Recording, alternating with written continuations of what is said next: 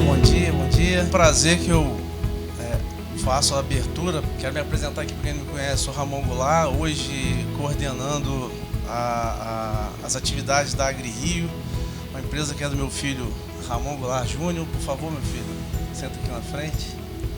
Senta-se aqui. Estou ajudando aí nessa nova empreitada aí. Espero que com sucesso. É nova empreitada na vida do meu filho, com 17 anos, que assumiu essa responsabilidade, entrou na faculdade hoje. E nova empreitada também no mercado do agronegócio da nossa região. Marcelo, que é meu amigo de infância, vem dando apoio desde que eu procurei para procurar saber como que funciona essas funções lá do agronegócio na região no qual ele atua. Vem mostrando que nós aqui da região de Campos, Noroeste, é uma região carente. Nós somos de Laje do Muriaé, somos amigos de infância, e tanto em Laje quanto aqui na região, né, Marcelo, é uma região que não avançou, não evoluiu para o agronegócio. Então, a AgriRio, a empresa que tem 1 ano de fundação, a gente matando o leão a cada dia com tantos desafios aí como empresário, vem fazer a sua abertura inicial da primeira AgriRio Connect, primeiro encontro de pecuaristas, e com muito orgulho, muito prazer eu recebo vocês aqui. Quero convidar aqui os palestrantes para que se sentem às mesas, sentem as cadeiras aqui na mesa, para que a gente possa começar. Eu vou dar a palavra a cada um deles rapidamente, para em seguida o Barreto já começar a palestra dele. E peço que quem tiver alguma pergunta, alguma dúvida, guarde para o final da palestra, para que a gente deixe o fluxo seguir. E primeiro de tudo, né, agradecer a Deus por esse momento, pela minha família, minha esposa, meus filhos, né? Eu acabei passando aqui, mas não posso deixar. Que ontem recebeu a gente também, né, Marcelo, Júlio. Minha esposa ontem queria vender para a esposa de Júlio, já pegou o telefone, já fez conexão dele. Mas foi muito, muito prazeroso receber vocês lá, Romão, que acabou de chegar. Seja bem-vindo, Romão. Eu acho que esse momento é um momento ímpar da gente se unir, trocar ideias. E não tem nenhum de nós somos melhor do que o outro. Eu acho que a gente pode aprender cada vez mais. Eu costumo dizer na minha família que o professor não é aquele que só ensina, mas sim aquele que também aprende. Eu gostaria de chamar a Elizabeth Processo para sentar aqui na frente, no reservado, que é a nossa coordenadora, diretora Elizabeth, diretora da Rural aqui, Unidade Campos. Quero agradecer ao Maurício, queria que você participasse aqui da frente, Maurício. É um dos nossos patrocinadores, o Coffee Break, a ASIC. Maurício é presidente, Maurício Cabral, presidente da ASIC. Queria chamar aqui o Barreto para compor a nossa mesa. Barreto é o homem da Corteva, é o homem que nos ajuda sempre, né? O parceiro. AgriRio, em parceria com a Corteva e a Irmãos Ferreira, que os representantes estão lá atrás, que é o distribuidor da Corteva na região. Queria chamar aqui o Flávio, que é o nosso agrônomo lá da AgriRio, que é quem com o Barreto faz a coisa acontecer. Queria chamar o Marcelo Martins para compor a mesa aqui. Queria chamar também o Nardelli, também representando aqui a Jotagro, uma das patrocinadoras. E o José Nogueira, que é representante do Sebrae, que tem um projeto bacana aí com os produtores da nossa região, o FIV.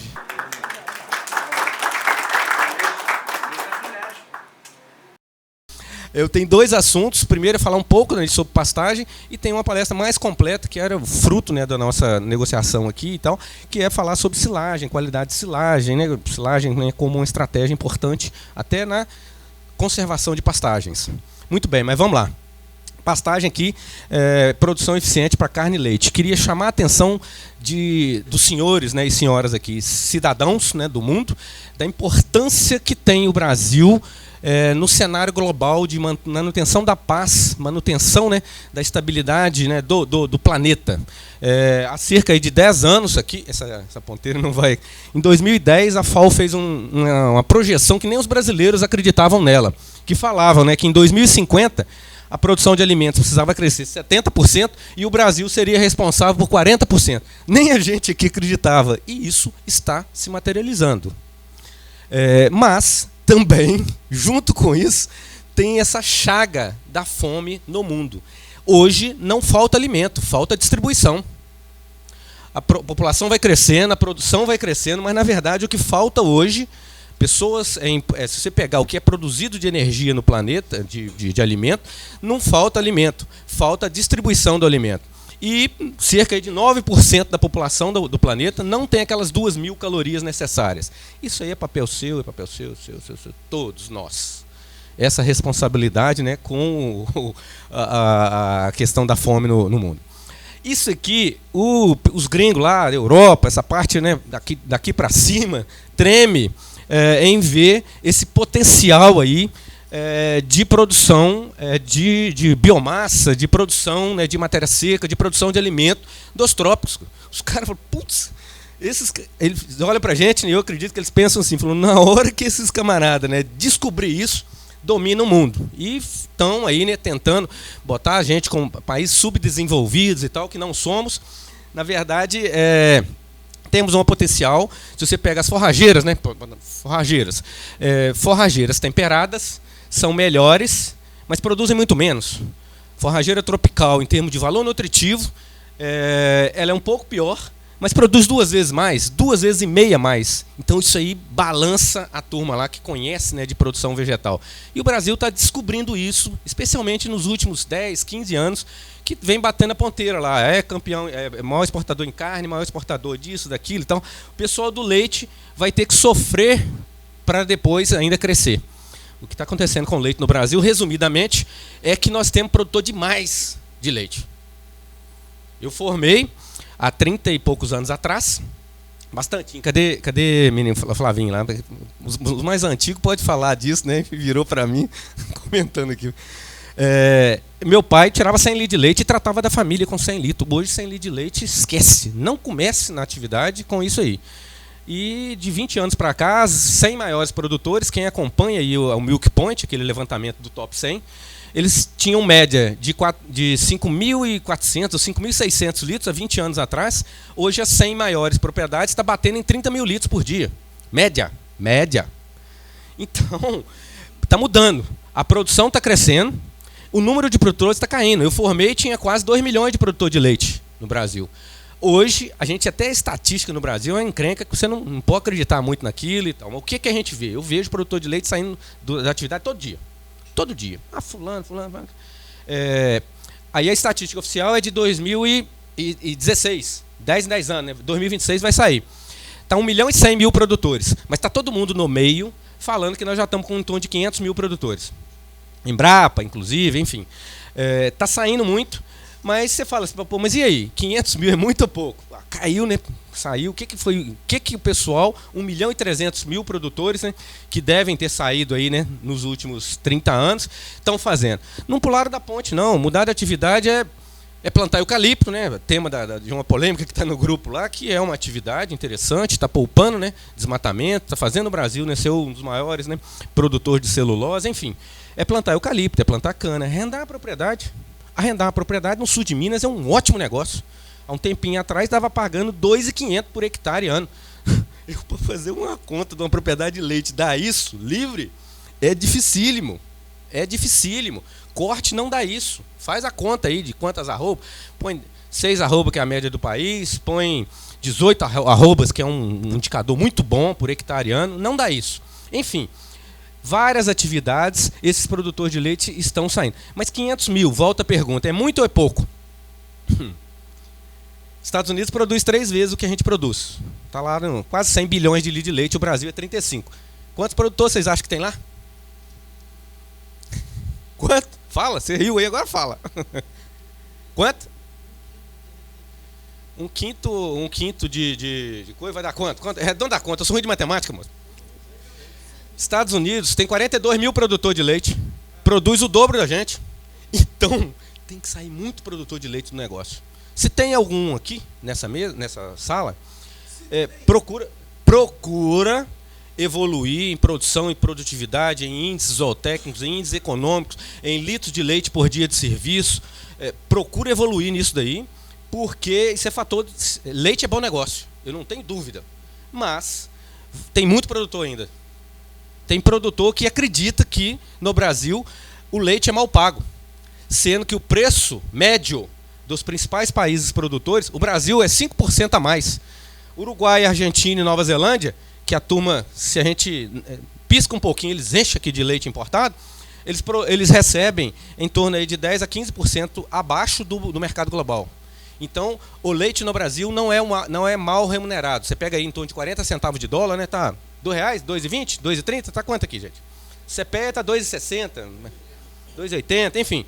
Você põe isso aí em dólar, não é mal pago. O custo nosso é que é alto. E isso a gente precisa. Bom, mas isso não tem muito a ver com pastagem aqui, mas vamos lá, né? E pastagem, né? Aliás, tem sim.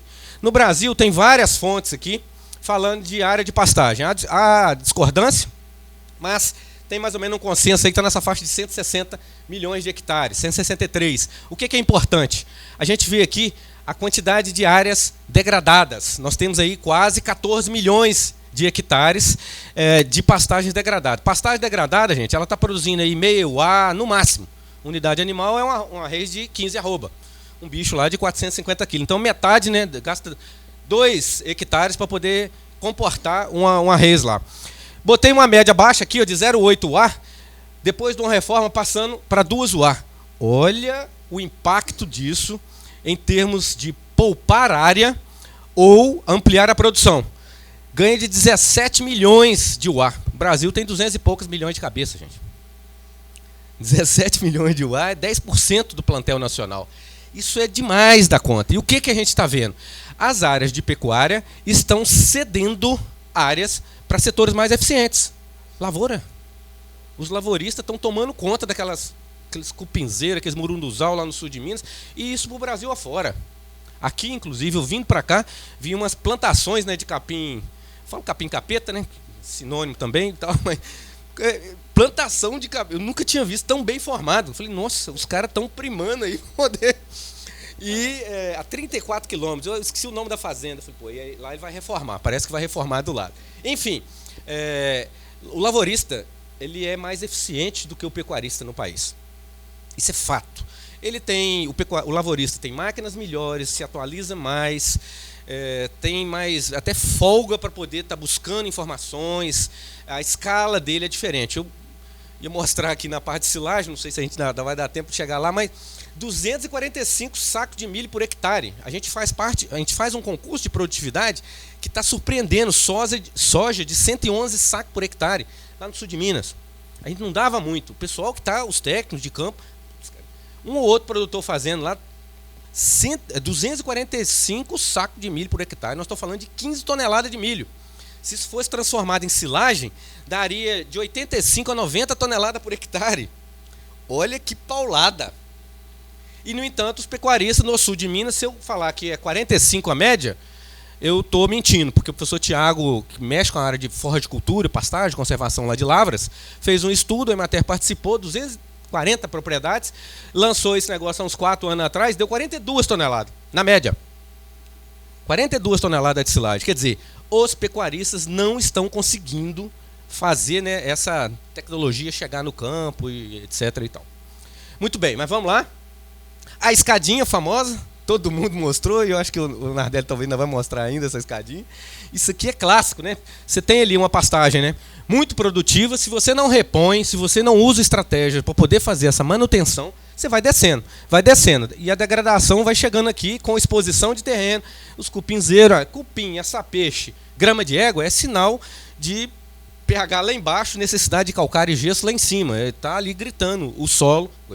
Eu falo o seguinte, o melhor jeito de acabar com o cupim, tem gente que põe um veneno A, gastoxina, não sei o quê, fumicida velha lá dentro para poder matar cupim. Falei assim, rapaz, joga calcário nessa merda aí que você espanta os cupim pro vizinho. O cupim não morre, ele vai pro vizinho, aonde está desse mesmo jeito. Então, assim, acabar com o cupim na sua propriedade, joga calcário lá, corrige pH. E é barato, muito barato. E não tem jantar grátis. É o que o Flávio falou aqui sobre o Dunamis. Olha, ele tolera solo ruim, mas se dá uma condição melhor, ele dobra ali a produção, ele dobra a capacidade de suporte, enfim.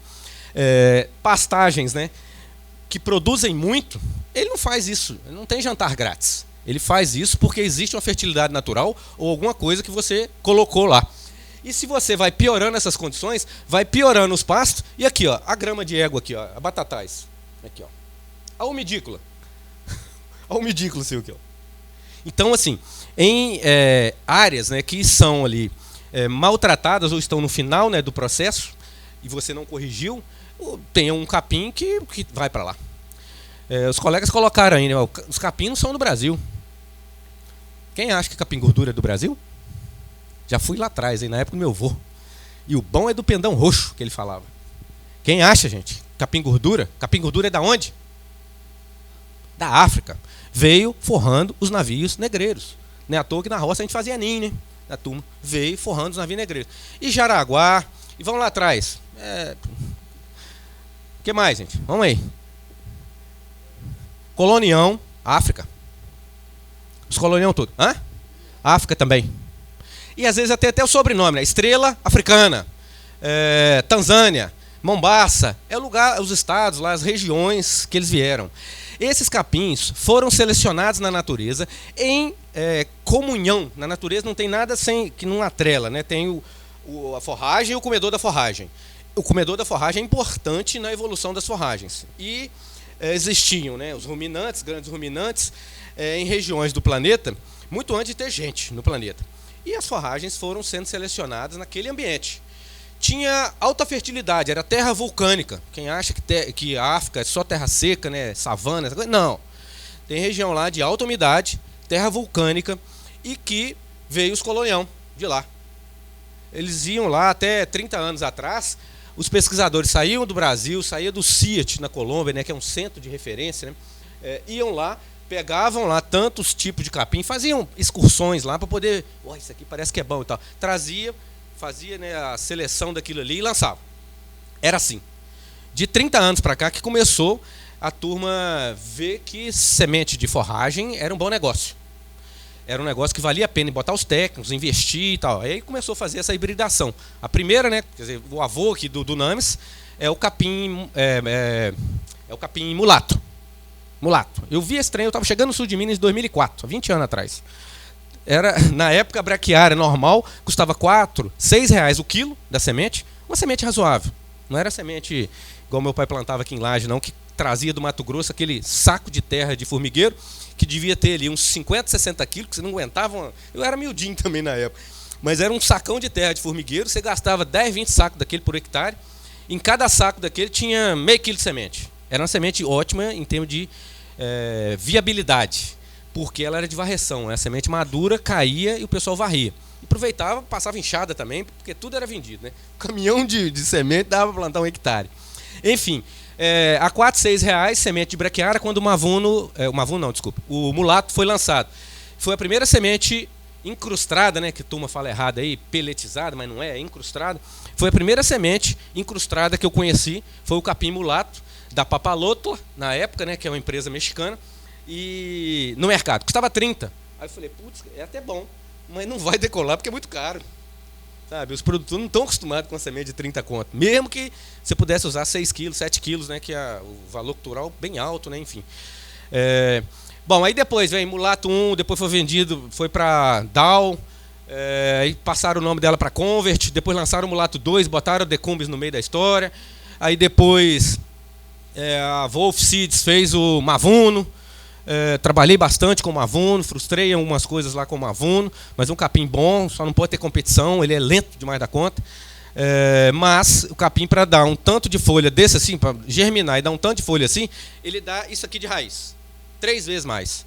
Isso é um indicativo de tolerância, de resistência. É igual muda de piqui. Quem tem eu sei que é do Tocantins lá piqui para você fazer um saquinho de muda, você não pode usar esse saquinho miudinho igual muda de café, não. Você tem que botar um trem quase de 1 metro de altura. Porque ele vai descendo raiz antes de soltar a folha ali. E isso é tolerância. Tolerância a intempéries, principalmente a resistência à água, né? Bom, mas então, o pessoal começou a investir em sementes. E está no mercado hoje aí. A turma antes colhia semente nas propriedades. Eu nunca colhi semente em casa. Meu avô colheu semente de capim gordura. Mas eu conheço gente que estudou em Viçosa, é professor hoje lá, Teixeira de Freitas, e colhia semente de braquiária. Eles cortavam com podão de arroz, amontoava aquilo ali, deixava ela esquentar, dá uma sacudida. Eu estou ensinando a turma a colher semente aqui. E esses híbridos nascem também, gente. Não nascem tão bem, mas eles nascem também, viu?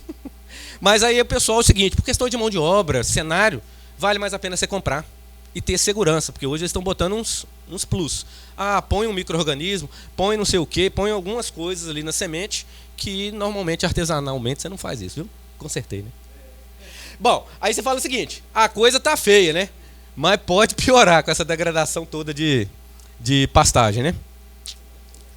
Nada tá tão ruim que não pode piorar. Não, você vai depois não, coisa. Tô atrasando meu negócio aqui.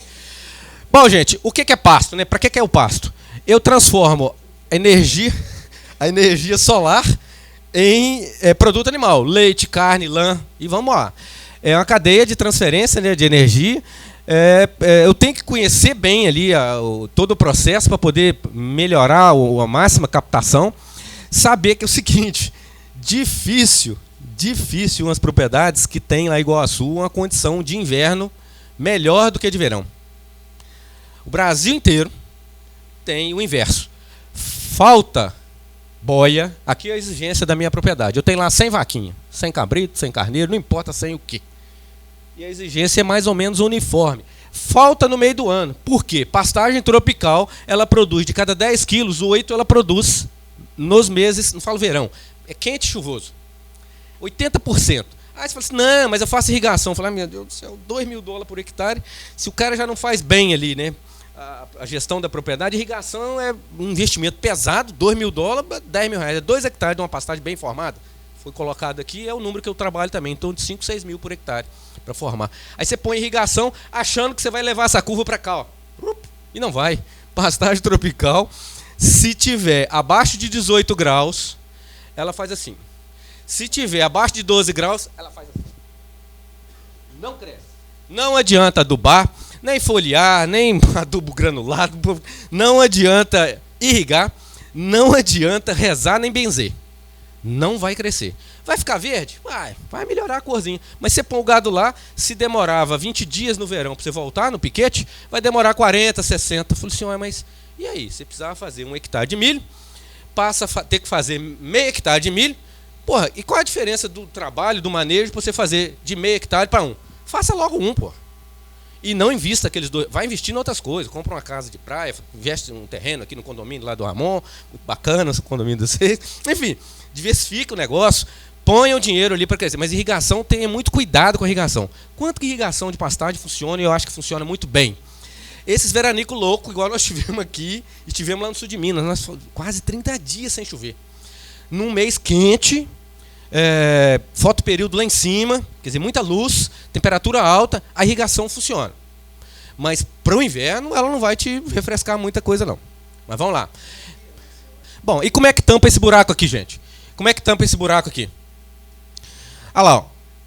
Diferimento de pastagem, ensilagem, fenação, irrigação e diminuir o número de animais. Sequestro de animais aí, confina, vende, dá, sei lá, dá para sogra. Enfim, tira ali da propriedade, arruma um jeito de diminuir a quantidade de boca que está comendo. Todas são formas, sabe? Eu gosto muito em áreas maiores de fazer isso aqui, diferimento de pastagem. A gente não vai conversar sobre isso, mas é um assunto fantástico. De 30 a 40 anos, a tecnologia de proteinados decolou no país. Antes, mal era sal branco. Lá no Laje de Muriaé, né?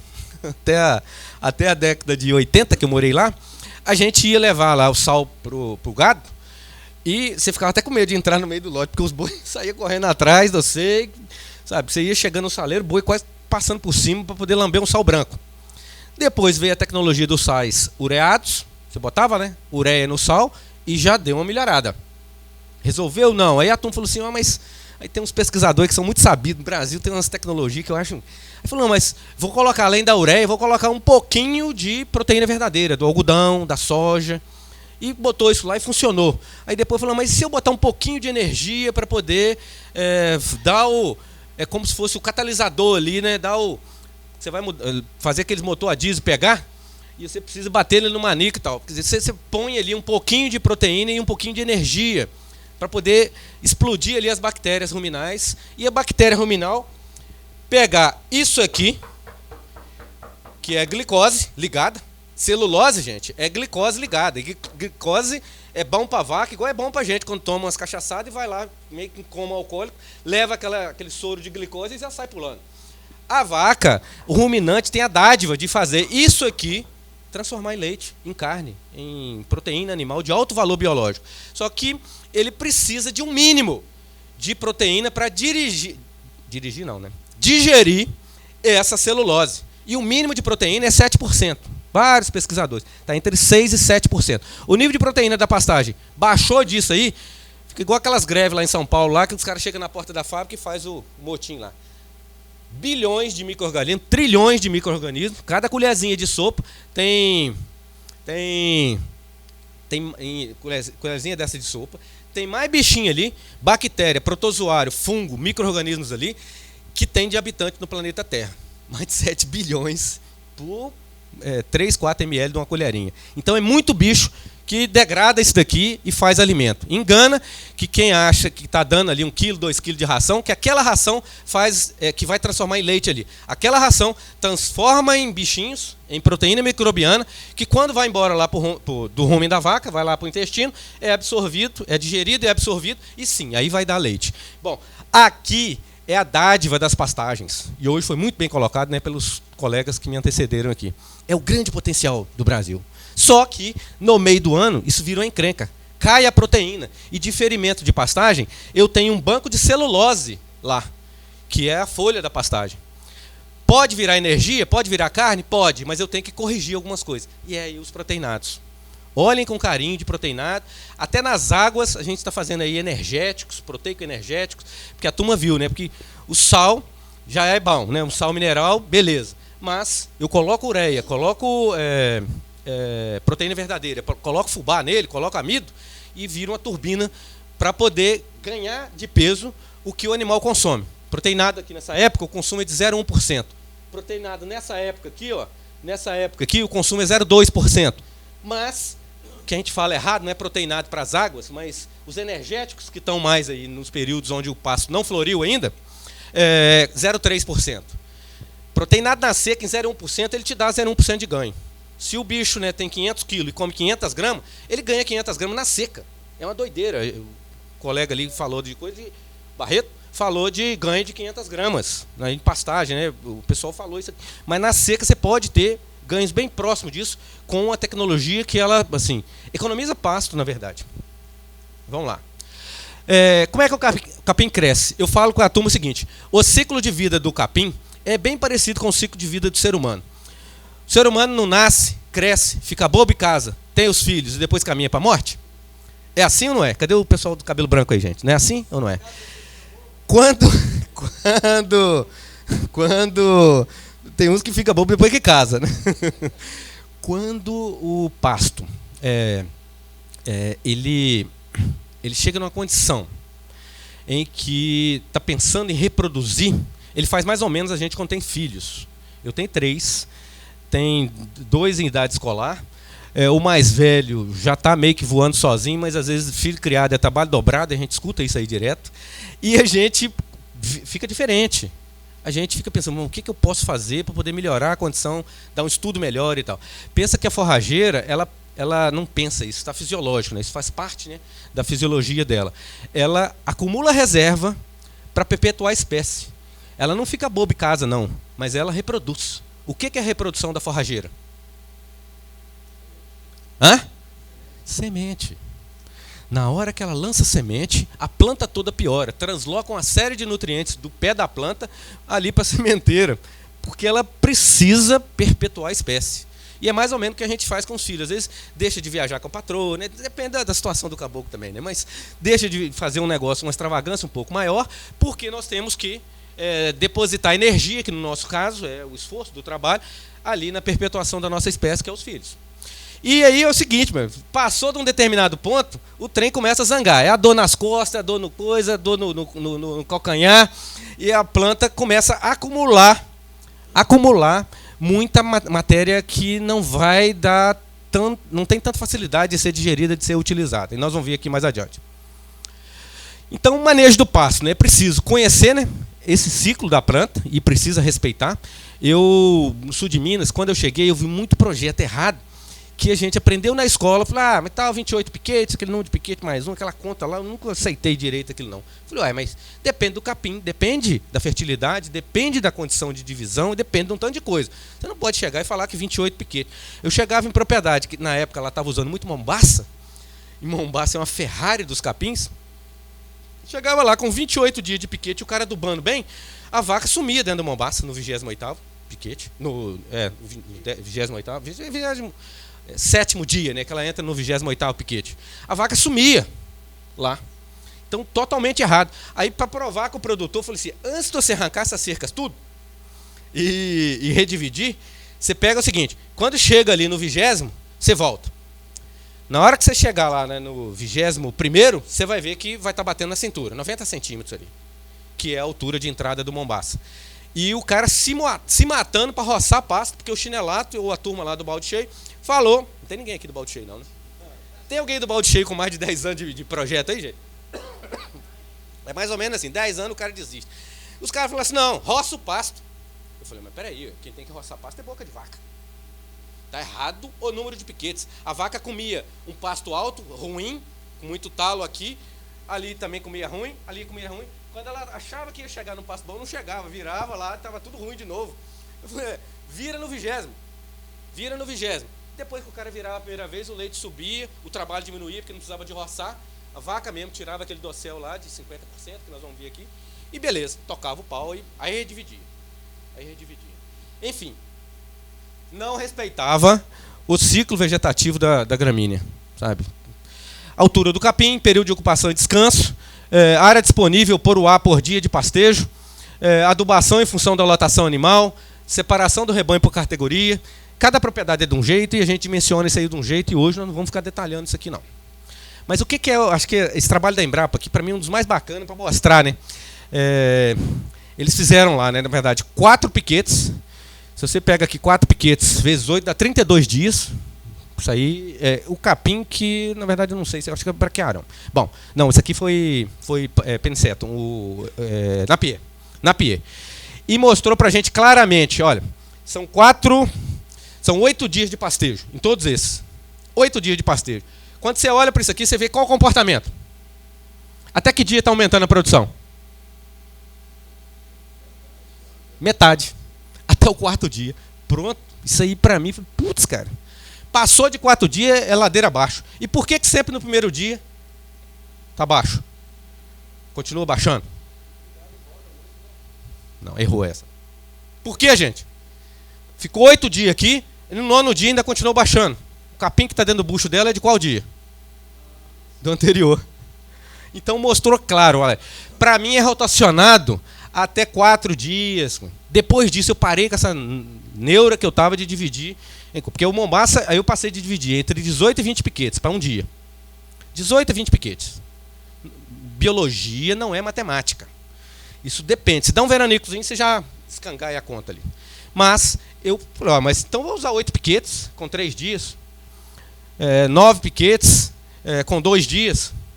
E vou desse jeito, sabendo que a altura de entrada, se eu adubo mais, o capim cresce mais rápido. Se choveu melhor, se passa uma semana, 10 dias, nublado, gente, chove, tá quente, mas passa o tempo encoberto, o capim não cresce. Como no normal, né? Sol iluminado. Enfim, depende de um tanto de coisa. Mas aqui mostrou claro que a gente, assim, dividir em piquete é muito interessante, mas passou esse negócio de pasto antigo, né? Que os pais da gente sempre vão trocar de pasto lá todo sábado. Tá muito. 7 dias eu acho muito. Tem como a gente melhorar um pouquinho. Tá certo? E teve um professor lá em São Paulo que, para mim, fez um dos melhores panoramas, um melhor cenários para você fazer o manejo na sua propriedade, independente de qual propriedade seja. Independente da adubação, se foi mais ou menos, independente do pasto, mais ou menos. Ele botou umas câmeras fotográficas, né? Na verdade é uma câmera que capta a luz embaixo, no chão, no pé da moita.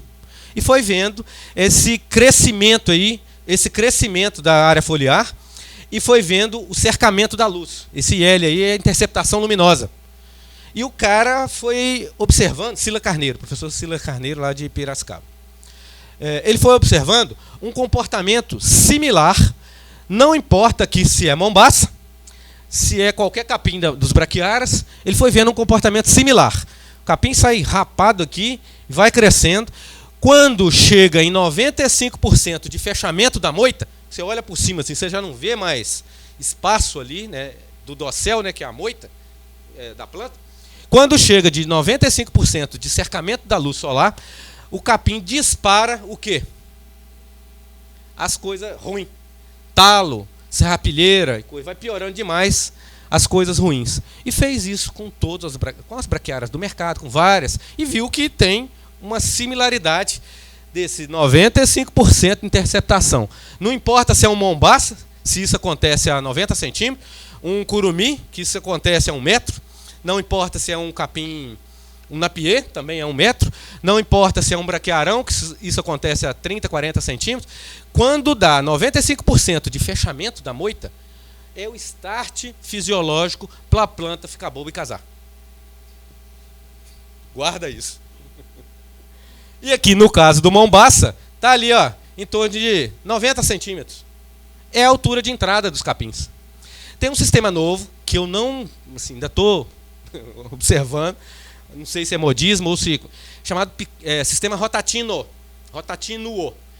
Está sendo trabalhado lá no sul. Eu testei numa propriedade lá, mas não tem ainda matéria seca para falar que é bom ou se é melhor. Que ele roda mais rápido. Ele não espera chegar nesses 95% de interceptação e não deixa tanto tempo. Ele pega só ponta. Pastejo de ponta. Roda aí em 6 piquetes, o que a gente... em uma semana, né? 1 dia por piquete, vai rodando. Eu não tenho informação, estou observando aí. Mas, alguma coisa, talvez aí que a gente precisa levar muito, é essa coisa. Mas adubar é a única forma? Esse professor fez um estudo que eu achei interessante.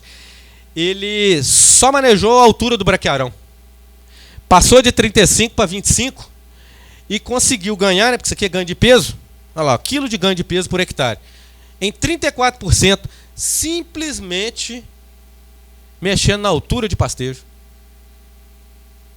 Simplesmente mexendo na altura de pastejo. E como é que você faz isso? Não tem jeito de você fazer isso sem divisão de pastagens, sem manejo de lote, enfim.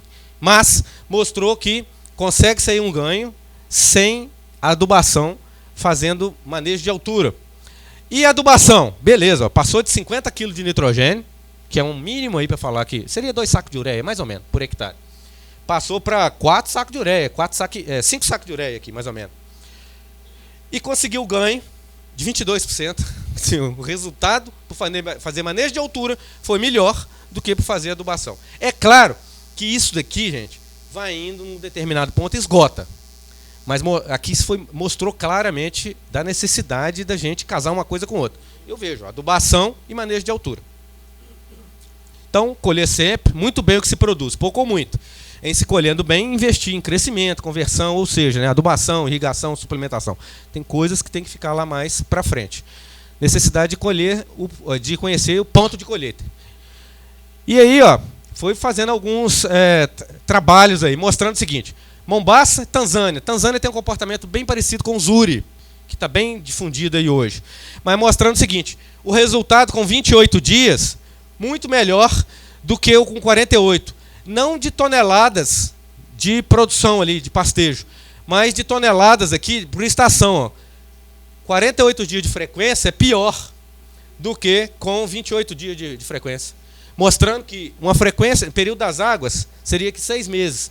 Então, em 180 dias, se eu trabalho com um período menor, eu rodo mais vezes dentro da propriedade e consigo um resultado melhor.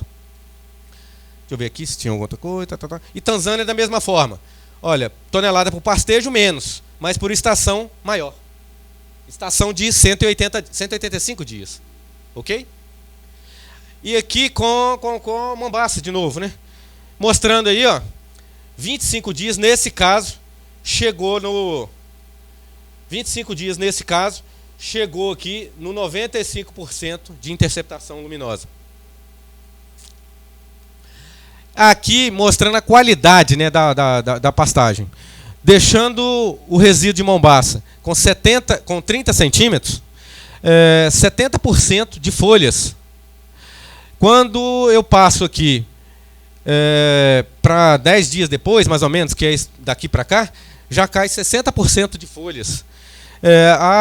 O colmo de 14 passa para 26%, aí manda a turma roçar. Mais 10 dias aqui, ó. E a parte morta, olha, de 13 para 19. Então, deixar o pasto passar de 95% de interceptação para 100%, que seria aqui mais ou menos 10 dias, é um péssimo negócio. E eu sou da época que via meu pai e meu avô falar, ó, o capim formou, tá bom para danar o braquiarão, ó, tá batendo aqui, ó. Chegava, até, ó, já estava 30, 40 dias passado. 30, 40 dias passado. Plante bem o capim. Esquece esse negócio de deixar sementear capim. Se você precisar fazer isso, é porque você não plantou direito. Corrige na próxima vez que for fazer. Mas planta bem e não espera o capim sementear, não. Faça, né, essa poda aí inicial que você estava comentando aí, de formação do capim. Olha só. Isso aqui é uma moita de Mombasa com 95% de interceptação luminosa, mais ou menos 90 centímetros. Tá amarelo, gente, no pé da moita? Tá amarelo, gente? Que sim, o quê, pai? Tá amarelo lá de cá, com 100%. Ô, gente, questão aí de 8 a 10 dias, olha como é que fica a moita. Ela tá pensando em casar e vai translocar nutrientes para poder emborrachar e soltar o pendão. Tá certo? Você abre a moita do braquiarão, assim, você vê tudo amarelo lá. Passou. O capim tem que estar verde de cima a baixo. Teor de proteína e digestibilidade do Mombasa. Mas vamos lá, gente. Então, piora. Aqui, ó, proteína. 11, na altura ideal, cai para 9. Aí vem, na média lá, 11, cai para 9. Digestibilidade, né, da matéria orgânica lá, 59, cai para 56. Ou seja, é aqui, ó. E não importa a forragem. Aí você pega lá, produção de matéria seca do Mombasa. Olha lá, com 30 dias, 26. Desculpe, 30 centímetros de resíduo, 26 toneladas. Num período de verão, né? Olha lá, 26 toneladas. Com 50 centímetros, cai para 17 toneladas. Aí você pega e fala, mas aí, deixa crescer mais. 24, ó, comparando aqui, 26 com 17 contra 20. Aqui saiu um pouco fora da... 100 está fora. Perdas. Se o pasto está mais alto, depois que o gado sai, tem mais coisa perdendo ali. Então, olha lá, com resíduo de 30 centímetros, 3 toneladas de perda. Com o mesmo resíduo de 30 centímetros, partindo do capim mais alto, quase 6 toneladas de perda. Então, você perde mais quando passa, né, desses 95. Produção de leite no balde, gente, aí, ó. Com altura de pasta 90 centímetros, aqui também deve ser Mombasa. 90 centímetros deve ser Mombasa aqui. Olha lá, nos meses de janeiro, 15 litros, 12 litros. Com 1 metro e pouco, ó. O capim tá bom, ó, tá batendo no peito. Olha lá, fevereiro, ó, 12 litros contra 9 litros. Na média, 14 litros contra 10,8. Capim mais alto, piora a qualidade do pastejo. Aqui, Tanzânia, é o mesmo comportamento do Zuri. Olha lá, 20 dias, gente. Começa a estabilizar. 95, está 20 e poucos dias aqui, ó. E a altura dele, olha lá, em torno de 70 centímetros, ó. Aqui, ó. 70 centímetros. O Zuri tem um comportamento um pouco mais baixo, parecido com o comportamento do antigo Tanzânia. A gente começou a ter problemas lá com o Tanzânia, não sei se aqui é mais quente, que até motivou o lançamento do Zuri, que é um ferrugem, parece esse ferrugem que dá na folha de cana, chama Bipolaris maides. dava no meio do verão, ferrujava a folha, você podia adubar, podia irrigar, podia benzer, podia rezar, fazer o que for, que o capim não crescia. Aí a Embrapa pesquisou e lançou o Zuri, que ele é mais tolerante a essa coisa. Já teve muito problema com Tanzânia, mas lá no sul de Minas, a gente teve problema inclusive com Mombaça. Eu não recomendo mais Mombaça, apesar de eu achar que achar um capim em termos de produção muito bom. Se tem lá, a gente trabalha com ele. Se não tem, planta o Zuri. Produção em pasto capim Tanzânia, a mesma forma, ó, resíduo de 25, resíduo de 50 lá, ó. Resíduo de 25 produzindo mais. 95% de interceptação luminosa, gente. 95%, ó lá, 15 toneladas, produzindo mais que 90 e mais que 100% de interceptação luminosa. Quer dizer, aqui a planta está numa condição ideal. E a partir do momento que eu deixo mais resíduo, piora a situação toda. Aruana, gente, que é baixutim, é um colonião aí baixutim, aguenta mais sombra, mas é um colonião lançado há 40 anos atrás. A turma usou muito dele para caprino. O mesmo comportamento, 95%, aqui com 30 centímetros. É um colonião bem baixinho, parecido aí com o Maasai. Também. E queria já ir partir para a conclusão aqui, né, mostrar uma pastagem boa, né? Essa pastagem está excelente, não está, gente? Olha que beleza. E os caras chegam Então passou, você perdeu. Se você botar gado aí, ó, do jeito que tá, eu falo, ensila. Ensila. Se você não tiver como ensilar, derruba e deixa no chão apodrecer, virar adubo pro coisa. Se você bota gado aí, gente, aquela questão do hormônio lá, da dominância apical, o bicho fica querendo viver de qualquer forma. O boi chega, come um pouquinho, deita 80%, e o hormônio lá, a planta fica tentando levantar. 60 dias para ela morrer e brotar aqui debaixo no pé da moita. Numa condição dessa aqui, se ensilar, fantástico. 20 dias depois, o capim já está na altura ideal de novo. Ensila numa condição dessa. Aqui passou. Se você puder ensilar, seria o ideal. Poda, guarda aquilo, aduba, quer dizer, deixa brotar um pouquinho, vem, faça a cobertura, aduba e parte para pastejo de novo. Aqui errou. Já mostrei. E aqui um quadro resumo, na prática. Olha lá, Mombaça, altura de entrada, 90 centímetros. E aqui, ó, isso já está acima das gemas basilares ali dele, né? Gema apical, desculpe. Zuri, 70 centímetros.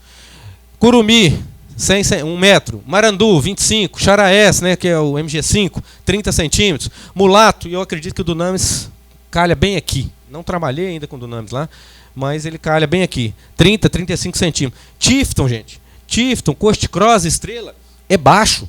Falava ontem à noite, pessoal, lá no sul de Minas, a gente chama a estrela africana de derruba velho. Porque dá aquele cipó no meio da coisa, você vai andando lá e buf, dá aquele cipó. Você não pode deixar. Tá, aqui também é derruba velho? Você não pode deixar dar cipó. Para pensar em manejo. Depois que está formado, não deixa dar cipó. Põe o gado, zera ele, os sinódons, né, que é aqueles 2, 3 últimos lá, eles são rizomatosos, né?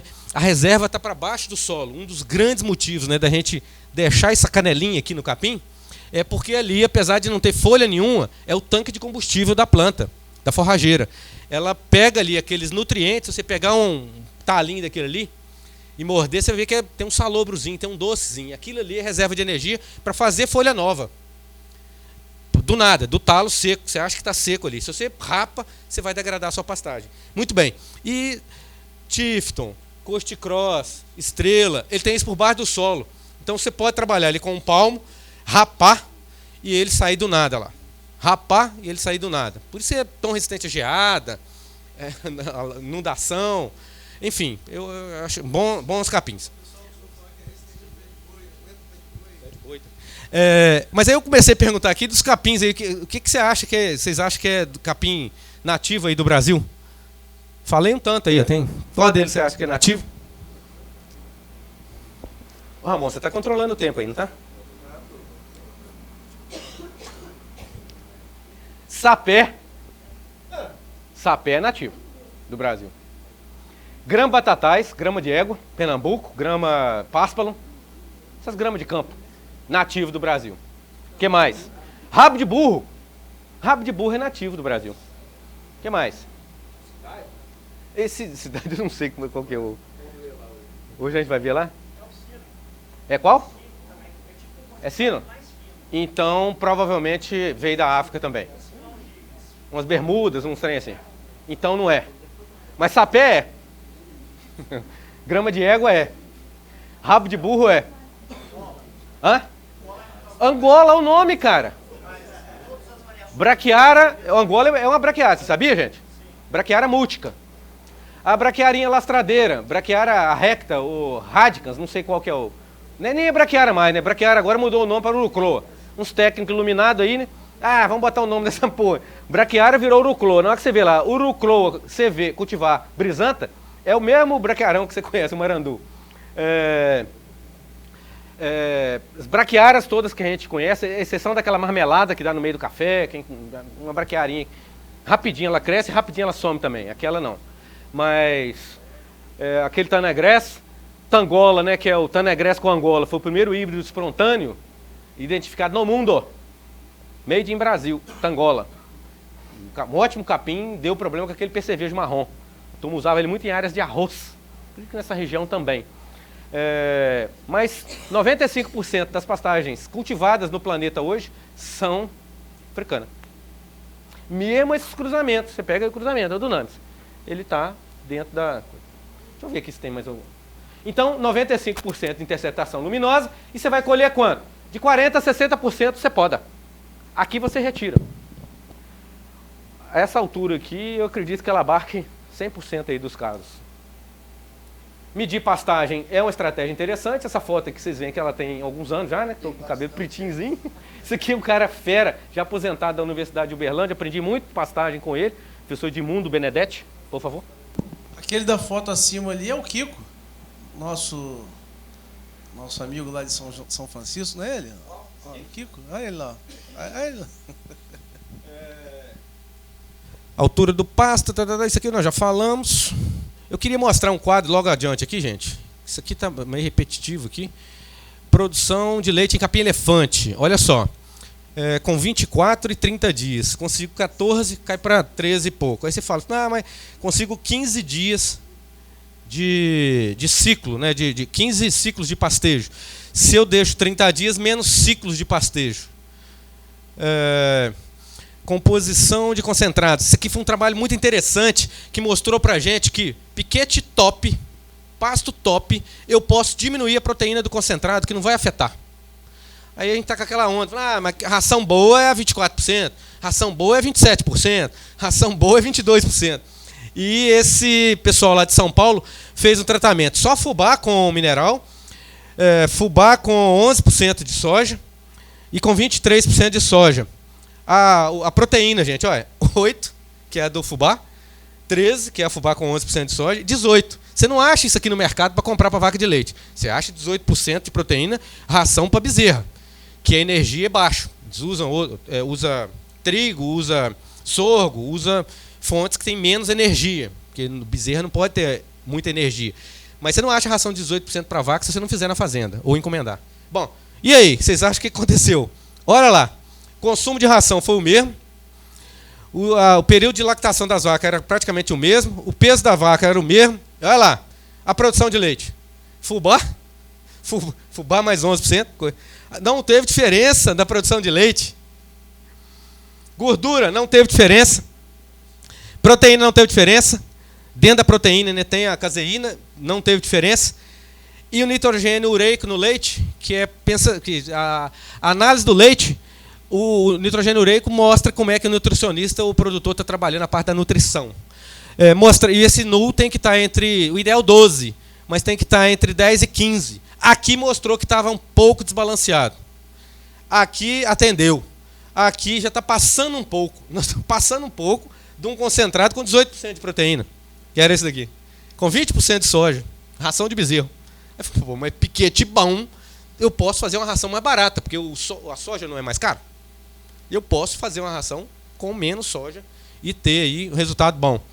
Aqui, marandu, olha lá, urucloa, marandu, mostrando o seguinte, se eu trabalho ele com 20 a 30 centímetros, consigo uma taxa de lotação UA por hectare maior e um ganho de peso vivo maior. vaca de leite, desculpe, vaca prenha, ganhando aí 600 gramas por dia, se eu tenho uma qualidade alta, praticamente a exigência de proteína é suprida e a exigência de energia é suprida. Ao passo que essa mesma pastagem, se ela está de baixa qualidade, eu preciso suplementar proteína e energia para poder fazer essa vaca ganhar esse peso. Então, pasto top, ele mantém aí uma vaca ganhando peso, gestando e ganhando peso. Não mantém parida dando leite para o bezerro aqui, ó. Falta um pouquinho aqui na exigência, olha lá, ó, de proteína e exigência de energia. Mas é um pouquinho. Se a pastagem é ruim, falta um pocão. Saber que pastagem boa, ela mantém uma vaca gestante e quase que mantém, com um sal aqui energético, pensando, né? Aí, Ramon, esse pasto é lá na roça. Isso é o Quênia. É outro que eu não falei aqui, ele é mais baixo ainda, é 60 centímetros a altura de entrada. Hoje ele não está bonito desse jeito não, mas estava assim quando eu formei. E vocês sabem a diferença de uma vaca feliz para uma vaca triste? Sabe, senhor? Você sabe? Essas duas fazendas são lá em Cristais. Uma delas é aquela foto que eu estava com o cabelo pretinho lá. Nesse piquete aí. Isso aí é Mombaça. Um gado aí entre meio sangue e 3/4. Mais... Hã? Uai, o que você acha? Olha a boca da vaca igual enceradeira. Ó. Tufo, tufo, tufo, tufo, tufo. Dá 15 bocados antes de trocar de passo. 15 bocados antes de trocar de passo. E essa aí, dá quantos bocados, dá quantos passos para poder dar uma bocada? Hã? É sobrinho do outro lá. Ele tinha um gadinho, né, uma sangue Gessa. Você vê que tem um sanguinho Gessa aí. Eles tiravam o mesmo tanto de leite, só que esse aí usava o dobro do concentrado, cara. Olha que loucura. Pasto ruim, aumenta o concentrado. Ah, resolve, mas e o custo? E aqui, para concluir, vamos ver se eu consigo ir.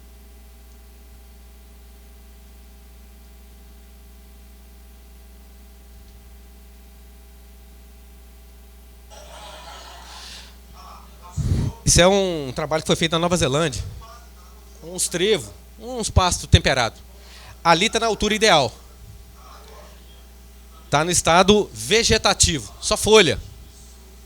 E olha só quantas bocadas a vaca dá para poder trocar de pasto. Eles, é claro, pegaram a vaca, deixaram ela uma semana sem comer e soltaram aí para filmar. Mas, olha lá.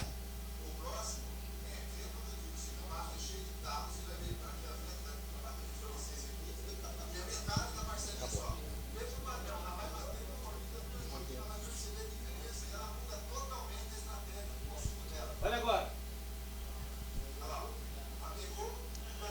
Olha o laboratório que essa vaca tem ali no nariz e na língua.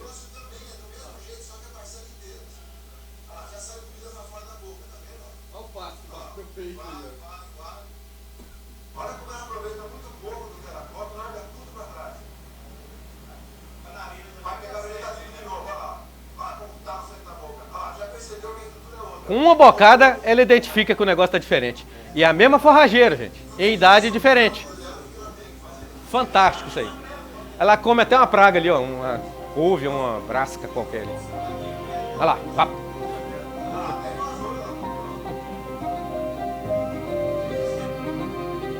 Obrigado aí pela atenção. Desculpa O horário, viu, gente?